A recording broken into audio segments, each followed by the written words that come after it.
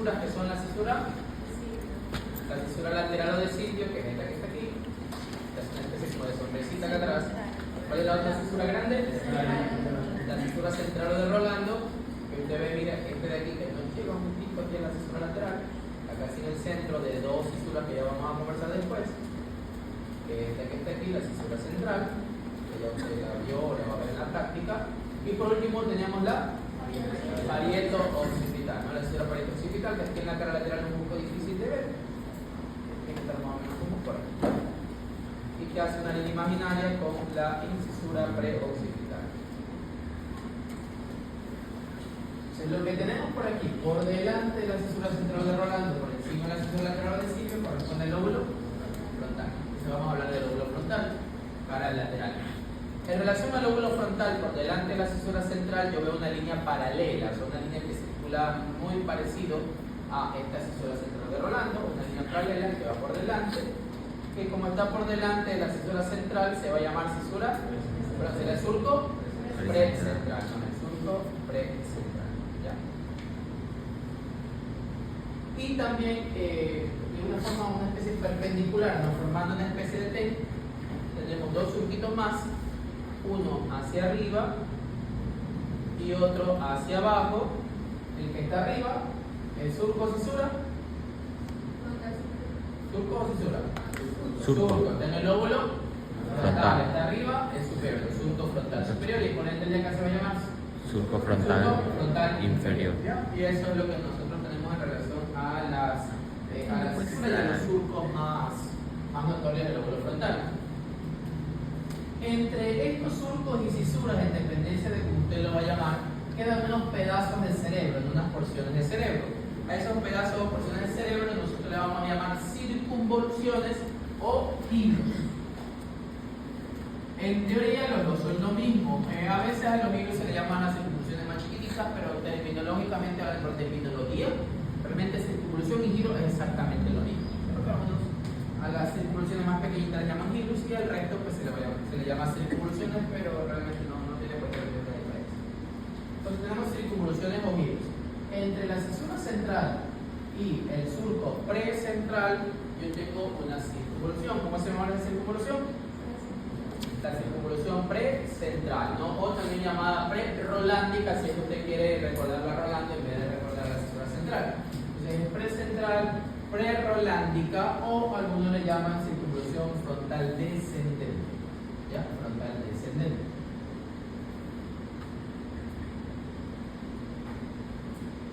Entre el borde del cerebro y el surco frontal superior tengo un elemento, entre el borde superior y el borde inferior, el surco superior y el surco inferior tengo otro elemento, un elemento acá, tengo otro elemento acá, y por debajo del surco inferior tengo un tercer elemento, que también van a ser circunvoluciones. ¿Cómo se va a llamar circunvolución?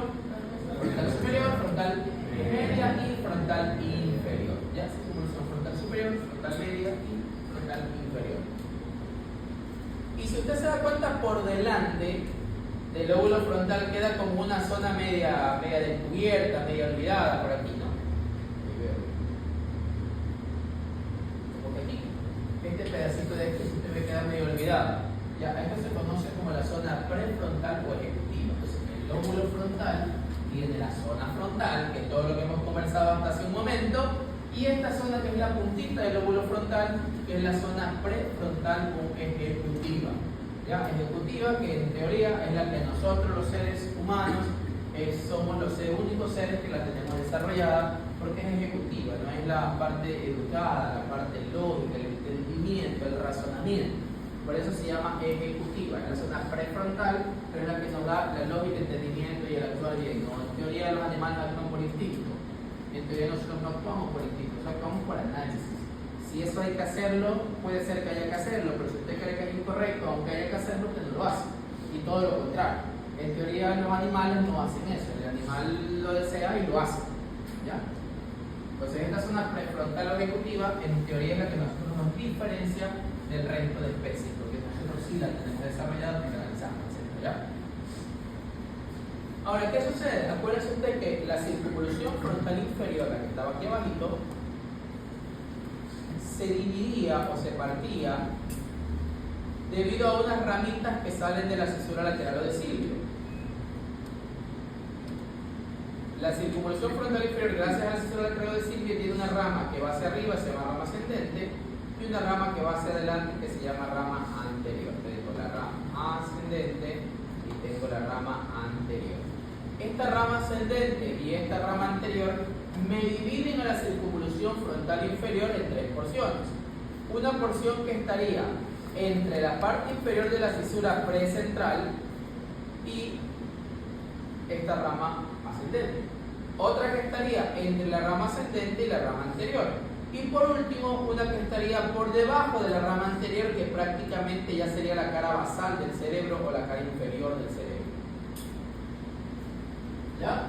A estas porciones de la circunvolución frontal inferior que fueron divididas por estos surcos se va a llamar, a este de aquí, como es más chiquitito, generalmente le llamamos irus opercular, ¿ya? El irus opercular, u opérculo frontal, también dicen, o opérculo, también algunos libros lo llaman, ¿ya?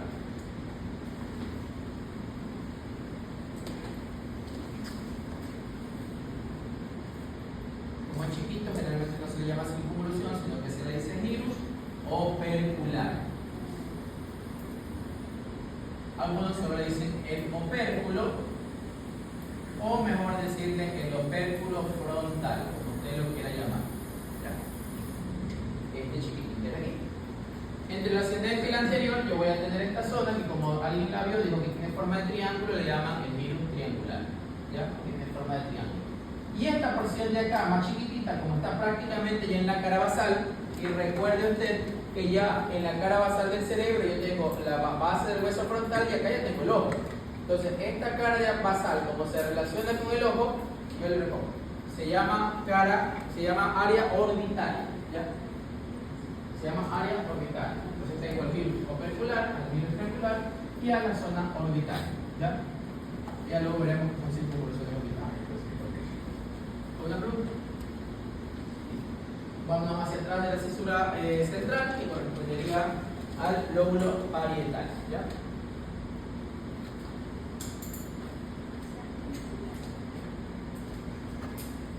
Así como hay una línea paralela por delante, también hay una línea paralela por detrás, que se llamaría la cisura postcentral. Ya no puede entrar, se llamaría la cisura postcentral. ¿Ya? O si ustedes quieren recordar a Rolando, se llamaría la cisura post-rolándica, ¿no? Cisura postcentral o cisura post-rolándica. Así mismo, como hay una paralela que forma una especie de T, aquí también hay una, pero es solo unita, que este de aquí, que se llamaría surco interparietal, o algunos libros le llaman intraparietal, ya sea interparietal o intraparietal.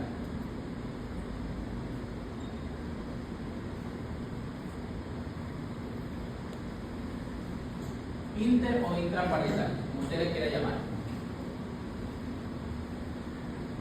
Entre la cisura central y la postcentral tengo un pedazo de cerebro, o sea, tengo una circunvolución. ¿Cómo se llamaría la circunvolución? Circunvolución postcentral. Si usted se quiere acordar de Rolando, se llamaría postrolándica, ¿ya? Postcentral postrolándica, o también llamada parietal ascendente. Este es frontal descendente y este es parietal ascendente. Aquí, gracias al surco inter o intraparietal, yo lo divido en dos circunvoluciones. La circunvolución de acá arriba, ¿cómo creen que se va a llamar? ¿Dónde estamos? Circunvolución, ¿en qué lóbulo? Parietal. ¿En qué parte estamos? Superior. Superior. Y la que está abajo entonces sería la circunvolución parietal inferior. ¿Ya? Asimismo, la circunvolución parietal inferior va a tener dos elementos anatómicos que lo van a dividir, o que le van a dar una especie de nombres distintos. Uno, si usted recuerda, la cisura lateral de Silvio se metía aquí, en la circunvolución parietal inferior. Y otro elemento que está aquí, que lo vamos a ver en el lóbulo temporal, que se llama el surco temporal superior, ese elemento también se mete aquí en la cisura lateral de Silvio. Perdón, se mete aquí en la circunvolución parietal inferior. Entonces, me crea como dos elementos anatómicos que rodean a la llegada de la cisura lateral y a la llegada del surco temporal superior. Estos elementos, como son más pequeñitos, le vamos a llamar gilios. El gyrus que se relaciona con la llegada del surco temporal superior se llama gyrus angular. El gyrus angular o gyrus curvo también le llaman. El gyrus angular o gyrus curvo.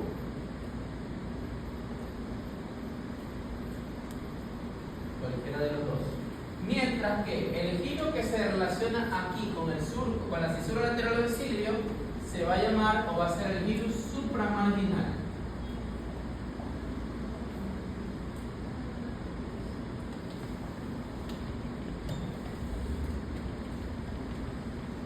Gyrus angular o gyrus curvo y el gyrus supramarginal. ¿Hasta aquí una pregunta?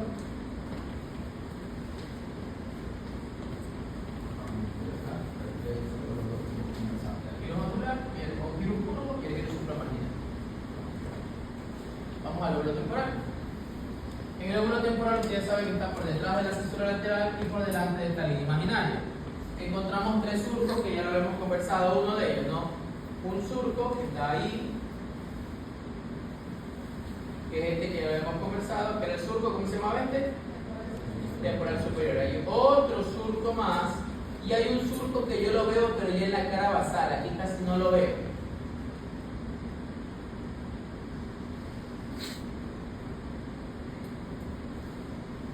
Entonces, ¿cómo se llama el surco de aquí? ¿Y qué mismo surco? Temporal superior. ¿El de aquí? Medio. ¿Y el de acá? Surco temporal inferior. Entonces tengo el surco temporal superior, medio e inferior. Y me divide al lóbulo temporal en circunvoluciones. ¿Cómo cree usted que se va a llamar la circunvolución?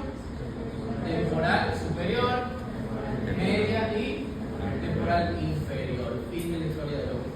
Y así mismo, si usted ve, el lóbulo temporal tiene como un pedacito de cerebro que no toca nada, se va a llamar el polo temporal. Así como está en la zona prefrontal ejecutiva, que también es un polo, pero el polo frontal, este que es el polo temporal. ¿Ya? Está también muy en relación con el peñasco. Por eso los traumas, por ejemplo, se dañan estos polos, porque son los que están más cerca de zonas óseas que son muy irregulares. Y por último tenemos al lóbulo occipital. En el lóbulo occipital realmente aquí en esta cara no hay muchas cosas que hablar, solamente se ve por ahí este chiquitín de aquí, que es una cisura muy importante que ya la habíamos conversado, que por ahí llega el fascículo genículo, tal cosa. ¿Cómo se llama esta cisura? La cisura calcarina. Que la veo muy poquito de este lado, en la cara media se ve mucho mejor, ¿no? La cisura calcarina. Entonces está la cisura calcarina y el resto le podemos decir, no sé, el polo occipital. ¿Ya? No hay mucho en el lóbulo occipital, no hay mucho que conversar, no sé qué va de cosas, pero bueno, neuroanatómicamente hablando no es muy significativo. Hasta que alguna duda, pregunta y tipo algo. ¿Ya? Ahora, hasta aquí no hay ningún problema, todo perfecto, todo chévere. En algún momento de la vida había un señor que no sé si tenía muchas cosas que hacer, ¿ya? Pero un día se sentó y se puso a pensar y dijo, está bien, el cerebro sirve para hablar, el cerebro sirve para escuchar, el cerebro sirve para moverse, el cerebro sirve para sentir, pero ¿será que todo el cerebro sirve para todo? ¿O será que cada pedacito del cerebro tiene alguna función en especial, alguna función en específica? Se lo puso a estudiar, ¿ya? Ese señor se llamaba Brodmann. Realmente no entiendo muy bien cuál fue su formación escolar, porque él se puso a poner números, solo que esos números no tienen un orden especial o específico, por lo menos como nosotros los conocemos ahora. Ahora no sé, quizás utilizó mnemotecnia, o quizás no sé, no sé, no quiero responder, ya no existe. Pero bueno, la cosa es que le puso números a cada función. El problema es que esos números no tienen orden, para que sea un poquito más fácil de aprender, pero bueno, ya si quieren reclamarle a ellos, búsquenlo, hagan una sesión empírica, que reclamen, pero culpa mía no es que eso quede claro en esta clase, ¿ya? Entonces él les puso números, y esos números se llaman las áreas de Brodmann, ¿no? Voy a cubrirlas por el señor Brodmann. Entonces esas áreas de Brodmann las vamos a tratar de relacionar con lo que ya hemos conversado en relación al cerebro.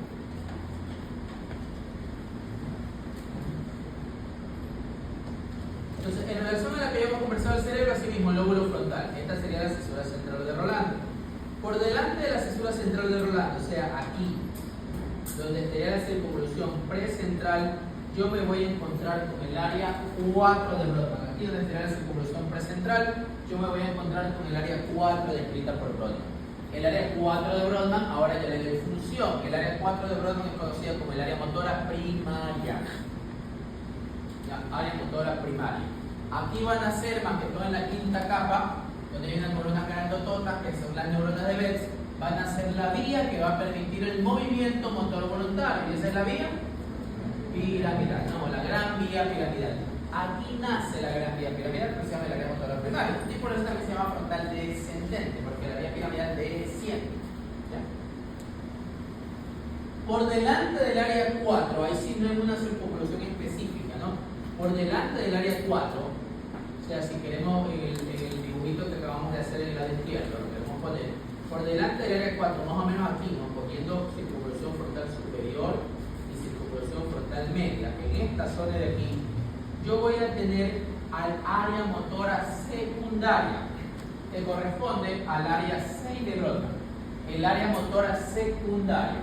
El área motora secundaria a su vez se subdivide, o sea, el área 6, a su vez, que es el área motora secundaria, se subdivide en dos porciones. La porción que se encuentra más hacia lateral, o sea, prácticamente la que usted está viendo aquí, la porción que se encuentra más hacia lateral, se la conoce como la corteza premotora. O sea, todo es área 6. El área 6, que es el área motora secundaria, se subdivide en la porción más lateral, lo que está aquí, es la corteza premotora. Y la que está más hacia medial, o sea, de arribita para adentro, para medial, que vea el otro hemisferio, se lo conoce como el área motora suplementaria. O también le dicen corteza motora suplementaria. Área o corteza motora suplementaria.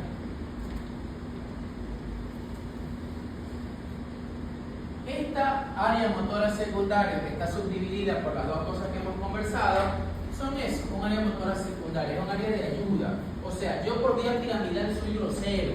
Por ejemplo, quiero coger este borrador, hago esto. O sea, no lo agarro bien. ¿Ya?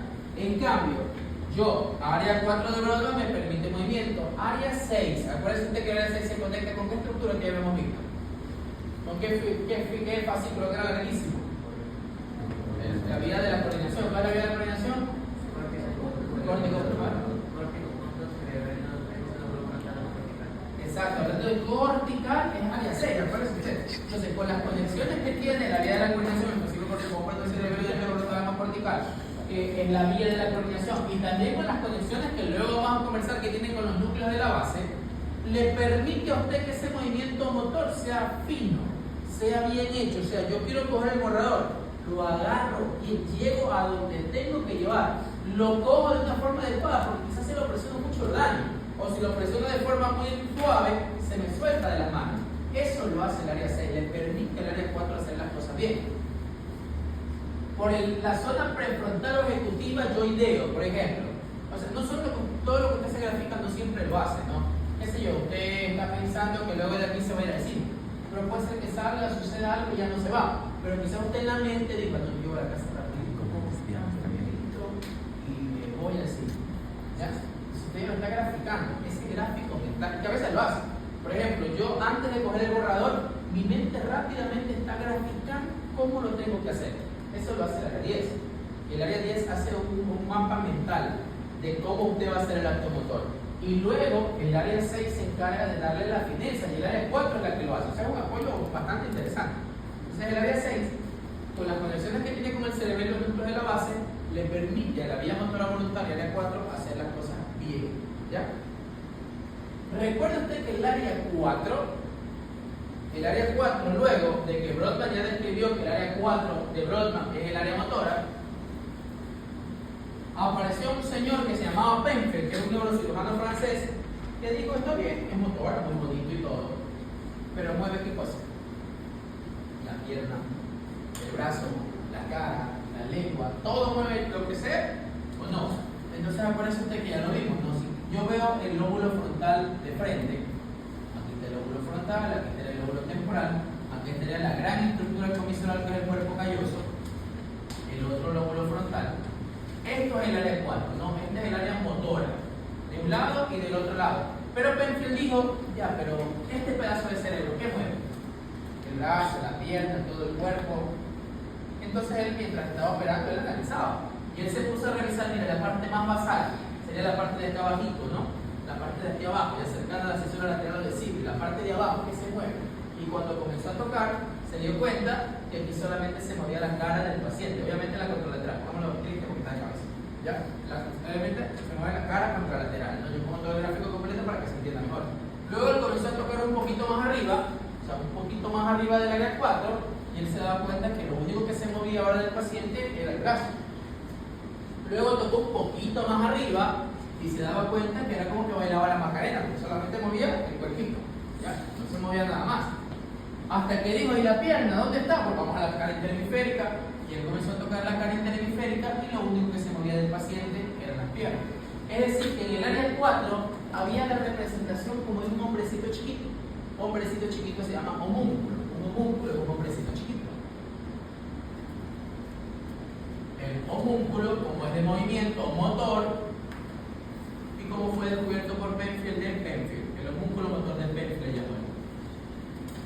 Y miren lo interesante, ¿no? Por ejemplo, aquí sale la cara. O sea, aquí se encuentra el núcleo supranuclear del facial, que es el que luego se va a conectar con el puente, acuérdense ustedes, y es el que forma una lesión supranuclear o parálisis facial supranuclear, porque acá en el puente era nuclear y en el resto era infranuclear, lo que ya hemos conversado. ¿Ya? Es interesante eso. Ese es el famoso homúnculo motor de Penfield. Y es la respuesta de por qué alguna parte del cuerpo tiene más fuerza que otra. Depende de cuántos pedazos de área 4. O sea, mientras más área 4 tenga, esa zona es más fuerte que otra. ¿Ya? El área 6 ayuda a que todo se haga. Más hacia adelante, asimismo, en la circunvolución frontal superior y en la circunvolución frontal media, o sea, mixto, más hacia adelante, sería más o menos como por aquí, yo voy a tener el área 8 de Brodmann. Ya, el área 8. El área 8 de Brodmann, ¿cuál es la función del área 8? ¿Se acuerdan cuál es la función del área 8 de Brodmann? La mirada. Es la mirada, pero tiene un nombre especial, los movimientos conjugados de la mirada. Porque yo miro a la derecha con los dos ojos, no puedo mirar el mundo a la derecha y el mundo a la izquierda. Si lo hago, eso estoy poseído, no sé algo, pero no es normal. ¿Ya? Yo miro hacia arriba con los dos ojos, miro hacia abajo con los dos ojos. Eso se llama movimientos conjugados, porque los ojos van juntitos de la manito para moverse uno con el otro. Se llama movimiento conjugado, es el área 8. Acuérdense ustedes, si yo quiero ver a la derecha, ¿qué área 8 se estimula? ¿La misma derecha o la izquierda? Izquierda. La izquierda. El área izquierda hace que yo mire a la derecha. Si yo quiero mirar a la izquierda, ¿qué área 8 se estimula? ¿La misma izquierda o la derecha? La derecha hace que yo mire a la izquierda. Y si yo quiero mirar hacia arriba o hacia abajo, ¿cuál se estimula? Las dos, miran hacia arriba y miran hacia abajo. Y ya sea usted, si se daña, por ejemplo, se daña la izquierda, digamos que tengo un infarto de la izquierda, ¿cuál va a predominar? La derecha. ¿Y la derecha dónde mira? Izquierda. Mira a la izquierda, el paciente mira a la lesión. ¿Ya? Daño de área 8, mira a la lesión. Entonces, con respecto al área 8, ya sabemos todas las conexiones que hay, que bajan, con la conexora posterior y todo ese tipo de cosas. Ya no vamos a pelear por eso. En la circunvolución frontal inferior sucede algo especial. En la circunvolución frontal inferior hay áreas, ¿no? En la región opercular está el área 44 de Brodmann. En la región triangular está el área 45 y 46 de Brodmann. Y en la región orbitaria ya prácticamente estamos conversando de zona prefrontal. Entonces, el área 44 en la región opercular, el área 45 y 46 en la región triangular.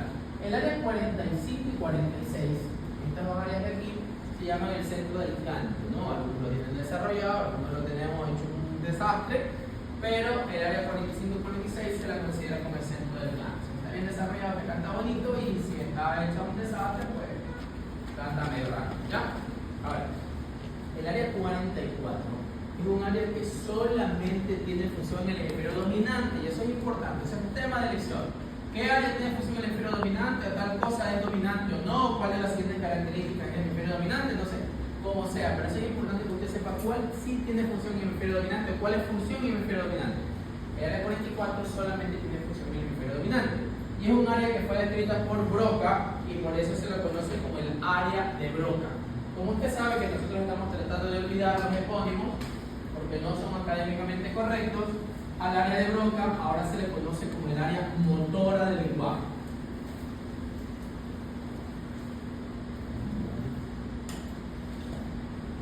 El área de Broca es el área motora del lenguaje.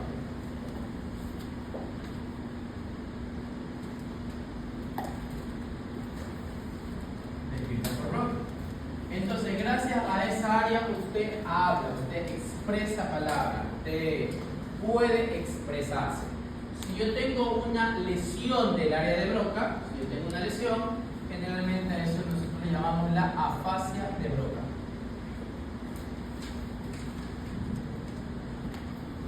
Afasia corresponde a un trastorno del lenguaje por daños de hemisferios dominantes o por daños de áreas dominantes. O sea, afasia, siempre que usted escuche afasia, hay un daño en un área dominante que tenga que ver con el lenguaje, que prácticamente es este y otro que luego vamos a conversar.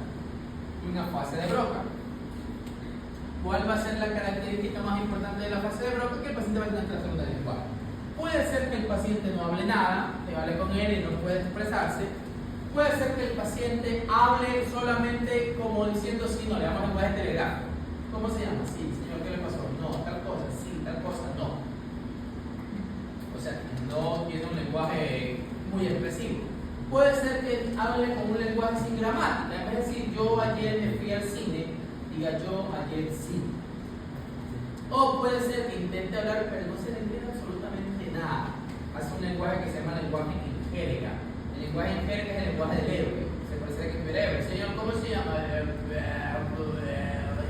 No se le entiende nada. Evidentemente es un lenguaje muy fluido o poco fluido. ¿Qué cree? Poco fluido. Está hablando muy poquito, lo poquito que habla. Por eso este es un lenguaje no fluido.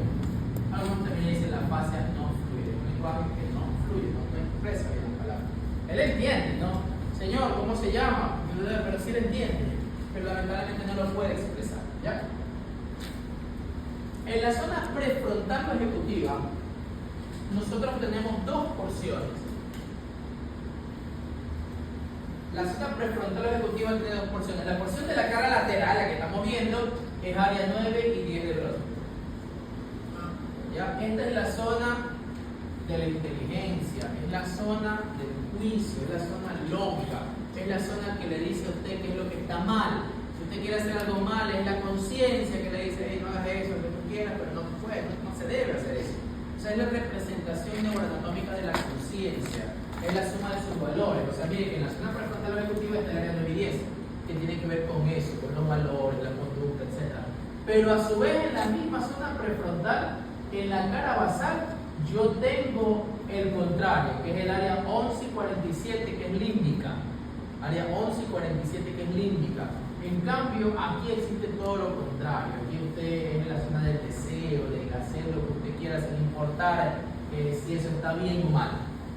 Entonces, si yo me daño en la zona prefrontal, dependerá de qué parte me daño. Si me daño en la zona de aquí, la zona del área 9 y 10, es decir, la zona lateral del lóbulo frontal, en resumidas cuentas, generalmente el paciente pierde la conducta, pierde el deseo, pierde todo, y hace un estado que nosotros le llamamos estado pseudodepresivo. O sea, por daño de área 9 y 10, hace un estado que le llamamos pseudodepresivo. Es decir, el paciente está igualito que como en algún momento hemos estado deprimidos, callado, meditaduro, no les importa nada, no queremos comer, no queremos salir. ¿Ya?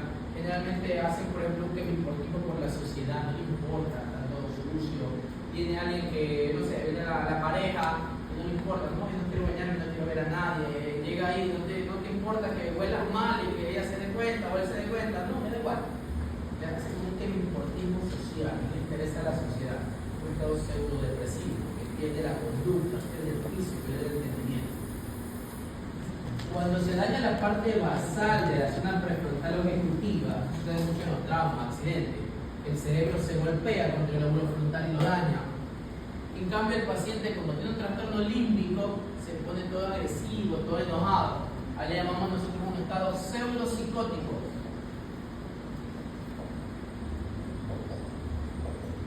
Psicótico, pseudopsicótico. La psicosis más común, más conocida es la esquizofrenia, por ejemplo.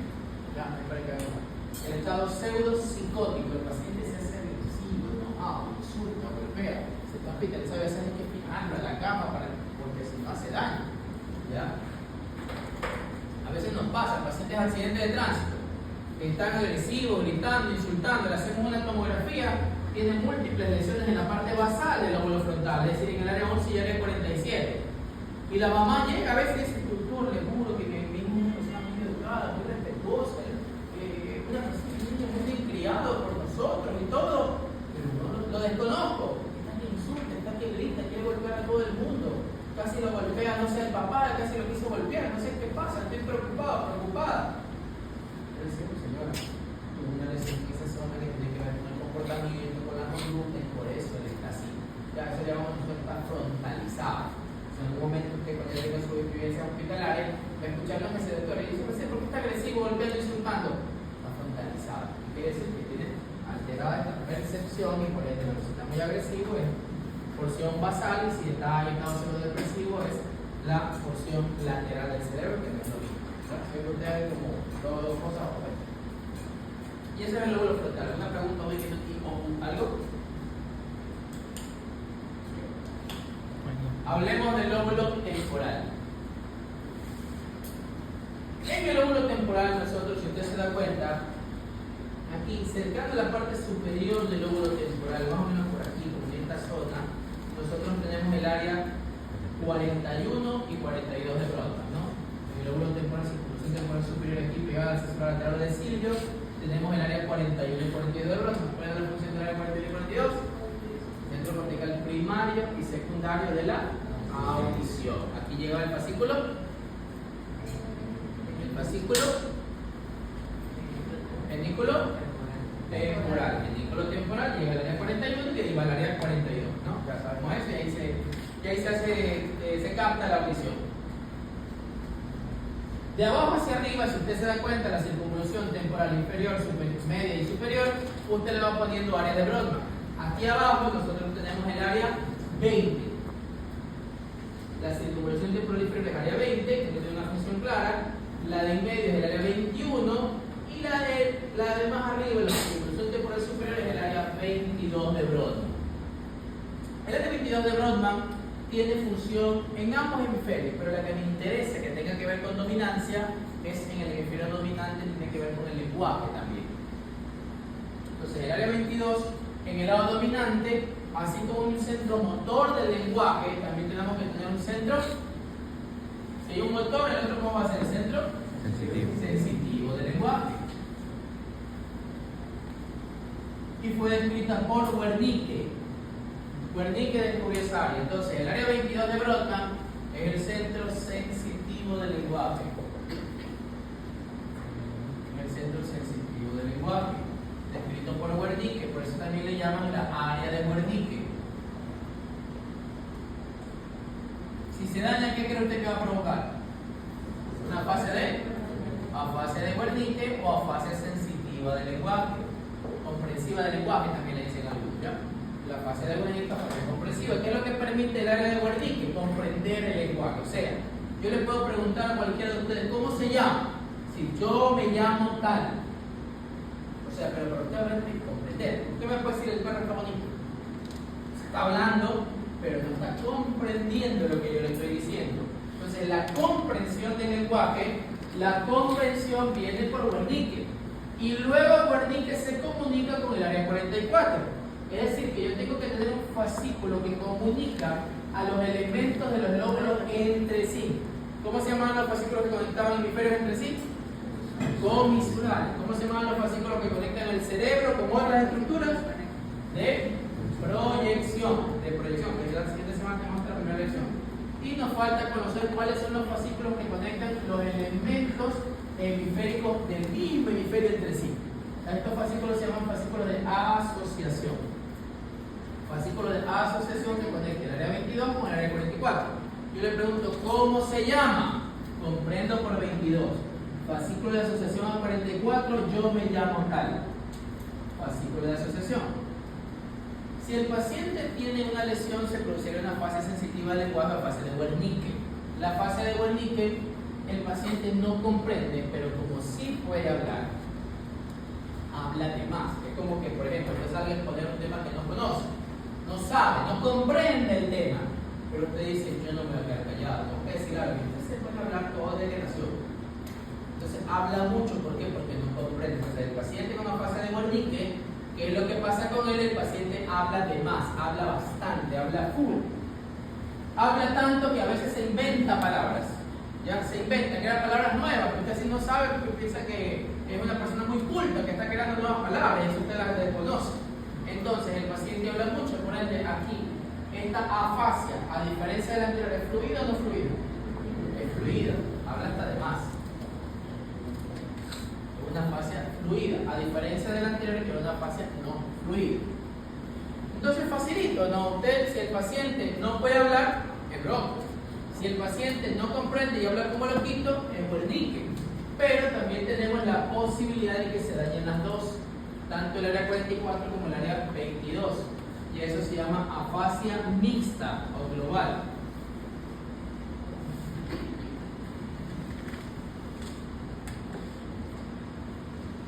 La verdad es rápido, ¿no? Si el paciente no habla, por ejemplo, si el paciente habla como loquito, usted dice, sí puede expresar sus palabras. Es una afasia de Wernicke. ¿Ya? Es lo que tiene. Pero si no habla, le queda la duda. ¿Por qué no habla? No habla porque sí comprende, pero no puede expresar, afasia de Broca, o no habla porque quizás no comprende, pero tampoco puede expresar, afasia mixta o global. ¿Cómo te crees que podemos diferenciar? ¿Cómo podemos diferenciar una de Broca? O sea, que el paciente no hable porque es de Broca o porque es mixta, no comprende ni puede hablar. ¿Cómo sé que el paciente sí me comprende si no puede hablar? Más o menos va por ahí. Más que por señas, o sea, está bien lo que ustedes me dicen, pero pidiéndole algo que no sea verbal. Por ejemplo, yo le digo, el paciente no puede hablar. No, el paciente no puede hablar. Usted le dice, señor, ¿cómo se llama? No puede hablar. Ahora, ¿será que me comprende? ¿O no será que me comprende? Usted dele una orden motora, dígale, señor, levante los brazos. Y si él coge y se para, señor, saque la lengua, le cierra los párpados. Usted levanta los brazos, no comprende. Pero si el paciente no habla, afasia mixta, ¿no? Pero si el paciente no habla y usted le dice, señor, cierre los párpados, señor, levante los brazos, señor, salte, sí comprende. Una afasia motora o afasia de Broca o afasia no fluida. ¿Estamos claros? Usted ya sabe los tres tipos de afasia: motora, sensitiva y mixta, ¿no? Ya luego en su momento te van a conocer que hay otra afasia, la transcortical motora y la transcortical sensitiva, que en su momento la vamos a aprender.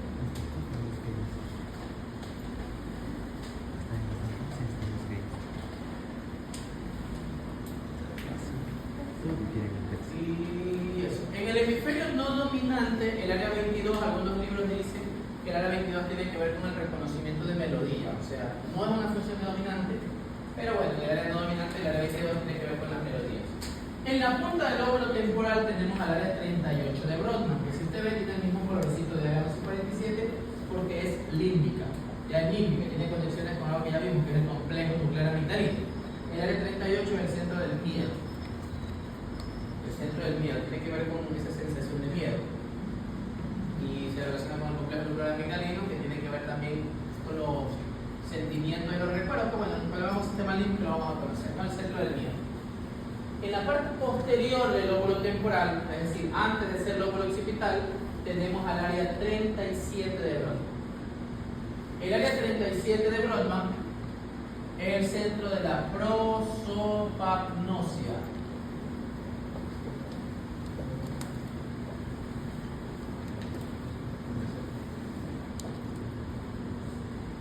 La prosopagnosia. ¿Qué prosopagnosia? Reconocer rostros conocidos, rostros familiares. En realidad no me recuerda de su familia en sí, pero recuerdo rostros de personas que usted ya sabe. Por ejemplo, la señorita yo la veo en la calle, si yo le he visto, yo le en casa. Pero si es una persona que en mi vida le he visto, yo puedo decir, ah, no, esa persona no la conozco, no la he visto nunca en la vida. Entonces esa es la prosopagnosia. La prosopagnosia es reconocer rostros que usted ya conoce de rostros que no conoce. ¿Ya? Rostros familiares, no me refiero a familia, me refiero a rostros que ya saben. Esa es la prosopagnosia. Vámonos al lóbulo parietal. En el lóbulo parietal, por por detrás de la cesura lateral, perdón, sí, de la cesura central, perdón, vamos a tener nosotros al área 3, 1, 2 de Brodmann. Por aquí detrás yo tengo el área 3, 1, 2 de Brodmann. En la circunvolución postcentral, postrolándica o parietal descendente. Perdón, parietal ascendente. ¿Por qué? Porque aquí llegan los fascículos sensitivos. Esta es la corteza sensitiva primaria. El área 3, 1, 2 de Brodmann. Es la corteza sensitiva primaria. Aquí llegan todos los fascículos del sistema lemniscal. ¿Cuál es la fascícula del sistema lemniscal? El sistema lemniscal son lemniscos. Lemnisco espinal, lemnisco medial y el trigeminal. Aquí también hay un homúnculo, ¿no? Aquí también los de la cara van a llegar en la parte más basal, más arribita los brazos, tórax, abdomen y la medial, la pierna. ¿Ya? Entonces, el lemnisco trigeminal, ¿dónde llega? ¿Aquí abajito o más arriba? El trigeminal es el más basal, porque es el que capta la sensibilidad de la cara. Luego llega medial y lemnisco espinal, ¿no? El de los brazos llega por aquí, tórax, abdomen un poquito más arriba y lo que tenga que ver con las piernas, pues a medial. ¿Ya? En la parte más basal del área 3-1 de Brodmann, aquí abajito en el pie de literatura, que también tiene que ver con la circunvolución parietal descendente o postrolándica, tenemos al área 43 de Brodmann. El área 43 de Brodmann, ¿qué era? El centro cortical del busto, el centro cortical del busto. Parece que ahí llegaba el fascículo que salía del núcleo ventral posteromedial del tálamo. Ese es el busto. Aparece usted, me comió una piña, lo captaba, 7, 9 o 10, su ganglio llegaba al núcleo del fascículo solitario porción superior. Ahí emitía el fascículo solitario hacia núcleo ventral posteromedial del tálamo. Y de ahí iba acá, al área 43 de Brodmann, y ahí se captaba el busto. Aquí llega el busto, aquí llega la audición. Escuchan lo que... ¿Está bien? Ahora, en la circunvolución parietal superior, que estaría acá arriba, en los gráficos que ya habíamos hecho, aquí en la circunvolución parietal superior, yo tengo al área 5 y al área 7 de Brodmann. En la circunvolución parietal superior tengo al área 5 y al área 7 de Brodmann. El área 5 y el área 7 de Brodmann corresponde a una corteza sensitiva secundaria y tiene dos funciones interesantísimas, que la 1, el área 5 y 7, es la heterognosia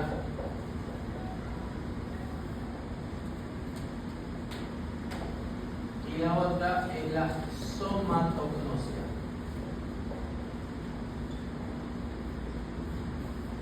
Heterognosia y somatognosia.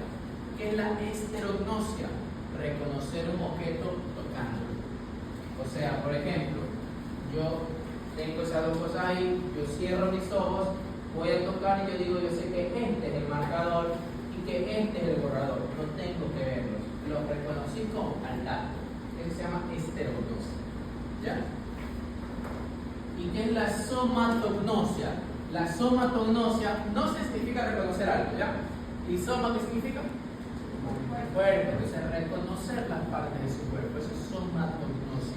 Yo, por ejemplo, sé, gracias a mi área 5 y 7, que esta mano es mía y que esa mano es de la señorita. Que si yo me corto aquí, ella no le va a pasar nada, porque ella no le va, a mí me va a doler. Y viceversa, si algo le pasa a ella le va a doler y no a mí.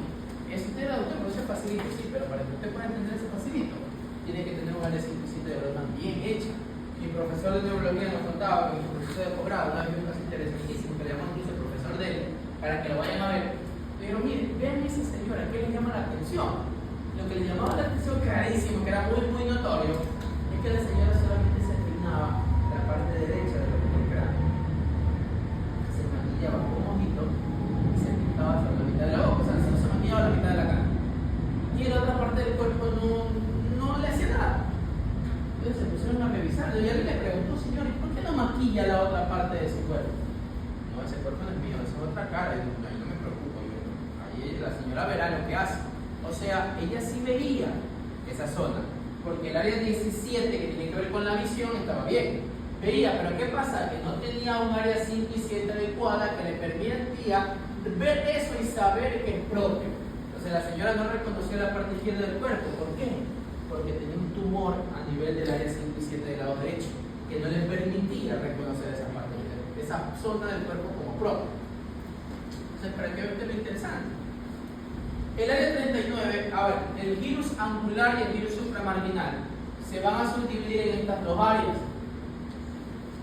El gyrus angular, acuérdense usted que era donde llegaba la cesura, el surco temporal superior, sería este de aquí, que es el área 39 de Broca. Y el gyrus supramarginal, que era acá, es el área 40 de Broca. ¿Ya? El gyrus supramarginal, área 40, y el gyrus angular curvo, área 39. El área 39 de Broca.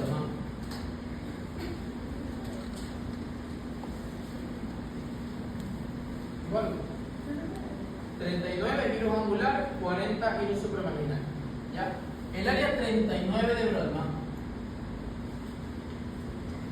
solamente tiene función en el hemisferio dominante y el área 40 solamente tiene función en el hemisferio dominante y nada más que en el dominante.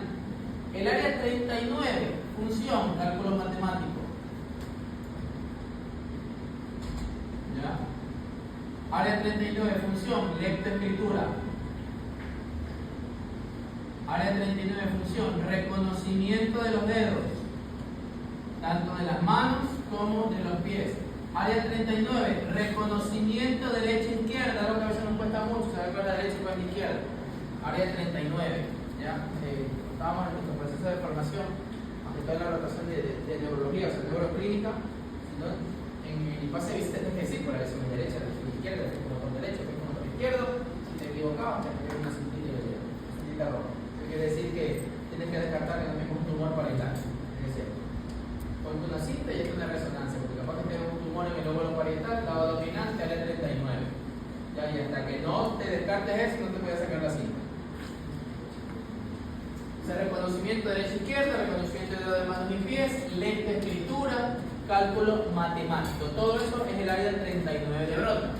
El área 39 de Brodmann se daña medianamente a menudo. O sea, si hay lesiones frecuentes, ustedes seguro lo va a ver cuando estén en internado, cuando estén viendo neurología, y se forma un síndrome que se llama el síndrome de Gerstmann, porque fue descrito por ese señor. Pues el síndrome de Gerstmann es una lesión del área 39 de Brodmann del lado dominante, no dominante, cualquiera. Dominante, solo dominante. Ahora, el síndrome de Gerstmann usted lo puede ver en dos etapas de la vida, o en un niño o en un adulto. ¿Qué sucede? En los niños generalmente se produce porque el área 39 por una causa X no se desarrolló, o sea, no avanzó. Entonces, ¿qué usted se da cuenta? Imagínese un niño que no sabe cálculo matemático, que no sabe leer ni escribir, que no reconoce los dedos, que no sabe cuál es la derecha y cuál es la izquierda. Es un niño que usted, o sea, crece, todo normal, avanza su vida, todo perfecto, todo chévere, todo ok, pero cuando ya entra a la escuela, el niño se comienza a quedar, porque no sabe leer, no sabe escribir, no reconoce derecha, izquierda, etc.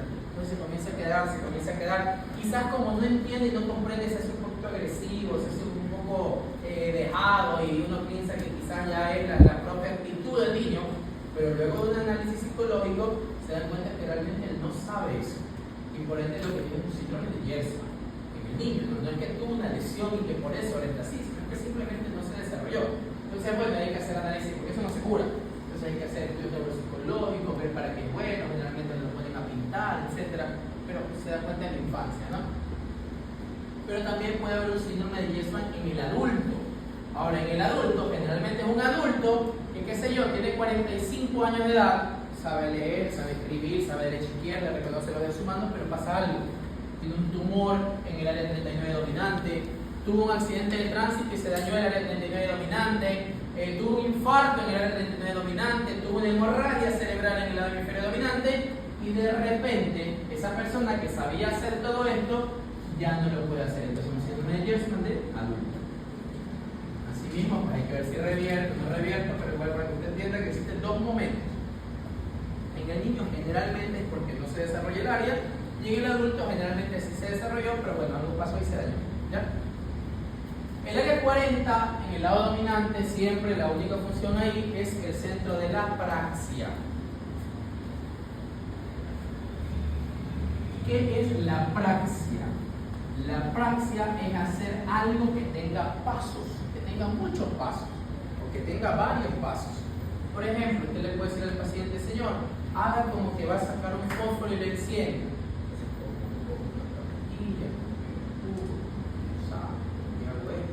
Enciende el fósforo, ¿no? Muchos pasos, ¿no? O, por ejemplo, yo lo que hago con mis pacientes, le doy unos hitos y digo: dóblela 3 veces. Coge y la dobla, ábrala. Y a veces hace uno más sencillo, como qué sé yo. O le da, qué sé yo, le da una chaqueta, póngase la chaqueta. Pues, si lo tiene que hacer, no se ponga la chaqueta. Le haga como un peine y peine, se empieza a peinar, comienza a hacer el peinado. No sé, cualquier orden en donde haya pasos determinados que tenga que cumplir el paciente, ¿verdad? Entonces, miren que aquí lo interesante es todo el proceso que sucede. Porque ya sabemos que el centro de la praxia, que es eso que acabamos de conversar, en el área 40, solo del lado dominante, ¿no? Tenemos aquí nuevamente los hemisferios cerebrales. Y veamos pues cómo comienza la historia ahí. Yo, por ejemplo, le digo a cualquiera de ustedes: haga como que va a sacar una caja de fósforo. ¿Qué es lo primero que pasa? ¿Qué es lo primero que tiene que suceder? Antes de eso, tiene que escuchar. Tiene que escuchar. Imagínense, si es una persona que es sorda, no me lo va a hacer. Otro que tiene ya hablar de 40, no, es sordo. Me escucha. ¿Ya? Entonces, ¿qué es lo primero que se va a activar? ¿Qué área? 41 y 42. ¿Dominante o no dominante o está en cualquier lado? Está en ambos lados. Entonces, primero se estimula aquí el área 41 y el área 42 de Brodmann. Está en el lóbulo temporal, al parecer usted. Área 41 y 42. Lo primero que pasa. Luego, ¿qué tiene que suceder? ¿Ya? Más o menos. ¿Qué tiene que hacer? Entender o comprender, ¿no? Comprender lo que le están diciendo. ¿Y cuál es el centro de la comprensión del lenguaje? El área de Wernicke, que es el área número 22. ¿Del lado dominante o no dominante? Digamos que esta es derecha y esta es izquierda, ¿no? ¿Lado dominante, lado no dominante? Lado dominante, eso, lado dominante, o sea, solo del lado izquierdo. Entonces, este de aquí se va aquí al mismo lóbulo temporal, al área 22. Y este de aquí, ya este fascículo, ¿cómo se llamaría? ¿Fascículo de proyección, asociación o comisural? Asociación, porque es del mismo lado. Y este de acá tiene que buscar algún fascículo que lo mande al otro hemisferio para también conectarse con el área 22. Este es un fascículo comisural, ¿no? O sea, el dominante usa asociación, el no dominante usa comisural. Y llega al área 22 de Brodmann. Ahora sí, ya yo comprendí, tengo que crear lo que llamamos la fórmula cinética. O sea, alguien que te diga: a ver, para sacar el fósforo tienes que hacer esto. ¿Y ese cuál área es? El área 40 de Brodmann. El área 40 de Brodmann. No, obviamente este es el área 10, hay muchas áreas que estoy tratando de hacerlo lo más resumido posible, ¿no? Y aquí se va al área 40 por otro fascículo de asociación. Área 40. El área 40, una vez que escuchó y comprendió, el área 40 dice: facilito, tengo que hacer esto. Ya listo, ya tengo la fórmula, ya sé lo que tengo que hacer. ¿Y ahí qué tiene que pasar? ¿De ahí dónde va la orden? Al movimiento. ¿El movimiento qué área es? Área 4 de Brodmann. Entonces, por un fascículo de asociación, el área 40 tiene que irse más hacia adelante, entonces aquí del área 40 tiene que irse más adelante hacia el área 4 del lado izquierdo. El área 4 desciende el fascículo. ¿Con qué fascículo se llama? La vía piramidal. En la parte inferior del bulbo, ¿qué hace? Se decusa para el otro lado y aquí se estimula la mano derecha. Porque estoy estimulando el lado izquierdo, ¿verdad? Entonces, ya me llegó la orden, baja la señal por el lado izquierdo y se estimula la mano derecha. Pero la praxia generalmente es algo bilateral, es algo de ambas extremidades. Es decir, que la otra área 4 también se tiene que estimular, ¿no? El área 4 de Brodmann de acá también se tiene que estimular. y en la parte inferior se tiene que decusar. ¿Para qué? Para que también se estimule la mano izquierda y trabaje en conjunto, porque nuestro hemicuerpo se conecte con el otro hemicuerpo.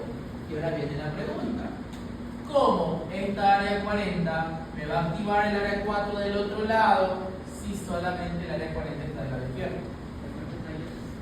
Tiene que coger una fibra comisural que es el cuerpo calloso. Entonces mire usted, de aquí el área 40 tiene que coger el cuerpo calloso para poder estimular el área 4 del lado contrario, y así usted hace praxia.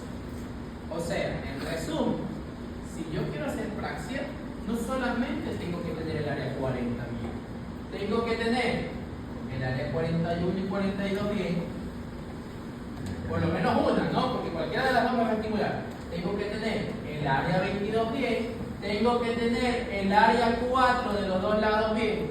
¿Por qué? Si no tengo ambas áreas 41 y 42, si tengo afasia de Wernicke, si tengo un defecto motor útil o bilateral, aunque tenga un área 40 bien, no puedo hacer praxia, ¿ya? Y sumado, evidentemente, si se daña el área 40, tampoco puedo hacer praxia. O sea, para yo poder hacer una praxia correcta, tengo que tener bien por lo menos una de las dos áreas 41 y 42, no debo tener afasia de Wernicke, no debo tener defecto motor de un lado, del otro o bilateral, y evidentemente no debo tener una lesión del área 40, porque si no, no voy a hacer una buena praxia. ¿Está bien? Y por último, el chiquitín de acá, que es el lóbulo occipital. El lóbulo occipital, el área más representativa que ya le hemos conversado, es el área 17 de Broca. El área 17 de Broca es el centro cortical primario de la visión. Ahí llega el fascículo, pedículo, calcaríneo, no, también llamado radiación óptica de qué? De gracioleta. Y también tengo en el mismo lóbulo occipital área 18 y área 19. El área 18 y el área 19 se considera como el centro secundario de la visión. Secundario de la visión, y algunos libros también dicen que tiene que ver con el reconocimiento de colores diferentes, ¿no? O sea, usted sabe que el secundario, como si el secundario no es menos importante. La diferencia es que el fascículo no llega al área secundaria, llega al área primaria, y del área primaria llega al área secundaria. Y esas áreas secundarias lo que hacen es complementar el área primaria. Entonces 17, centro cortical primario de la visión, y 18 y 19, el centro cortical secundario de la visión, tanto el 18 como el 19. ¿Ya?